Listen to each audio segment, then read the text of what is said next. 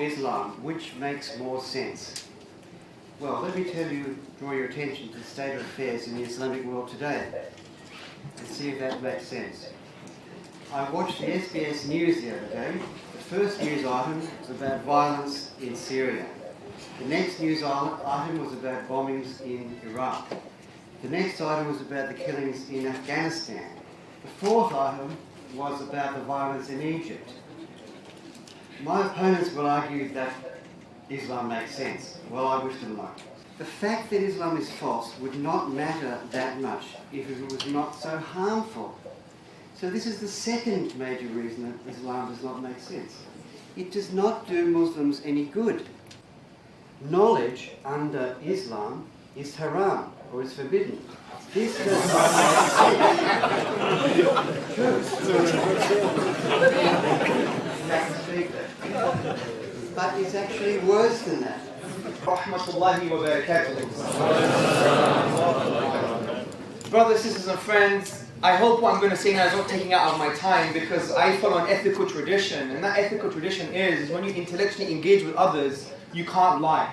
So I'm very close to walking out, but I'm not, because I want to respect all of you. If I want to ask Mr. Perkins a question. You said knowledge is haram in Islam, I want you to give me the proof. You said knowledge is haram, forbidden in Islam. I want textual proof from the Quran or the Sunnah, the prophetic traditions. If you don't do that, either admit you're lying or you're misinformed.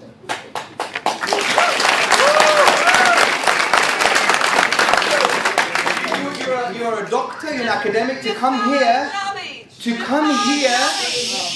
all types of knowledge. To come here and to actually spew lies is unethical, it's demeaning, it's disrespectful, and it just shows bad on the atheist tradition. Okay. So please give me evidence why knowledge is haram in the Islamic tradition. What I said was... You said knowledge was haram? Yes.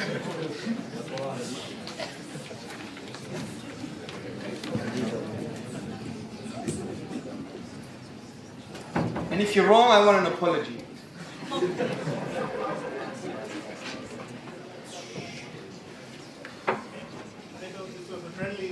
It is very friendly. I'm just trying to teach people manners. What I was referring to, Yes, sir. were the teachings of Al-Ghazali. And he said knowledge was haram. What he said was that reason and... I read a book by Al-Ghazali. Okay, what I said that he said was, Okay. reason and rationality are useless and should be condemned. Okay, now if I have misinterpreted the word haram, perhaps I am incorrect in that. But what I meant by that was just what I said here, that reason and rationality is condemned in Islam. That's what I meant. Okay, that's a lie. Well, that is what... Have you read the works of Al-Ghazali? Name me one book he wrote. Just one book. I believe he wrote The Incoherence of the Prophets. No, it's called The Incoherence of the Philosophers. Philosophers, sorry.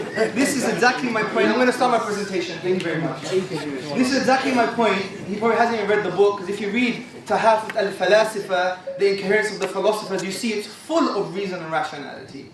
So from this perspective, I mean, shall we continue? I mean, I'm going to give everybody the respect because they spent the evening to spend with us. I can tell you the evidence. Look at the Muslim world today.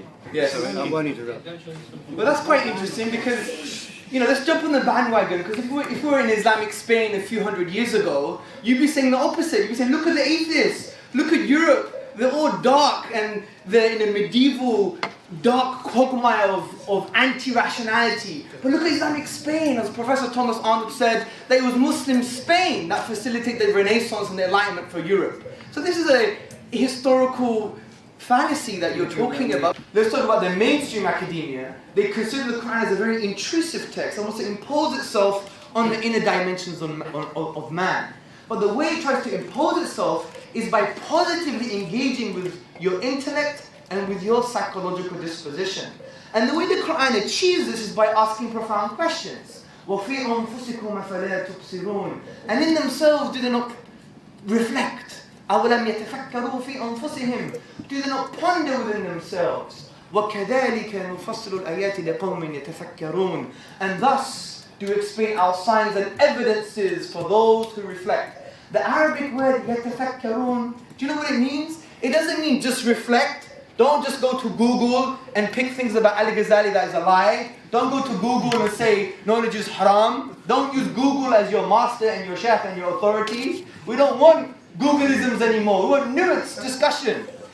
Rather, what the Quran is saying, the thing that you're reflecting upon, you must inquire deeply about its implications. Be people of depth, not of Google. Yeah? Don't do Google and internet scholarship. Be a proper intellectual, okay? So,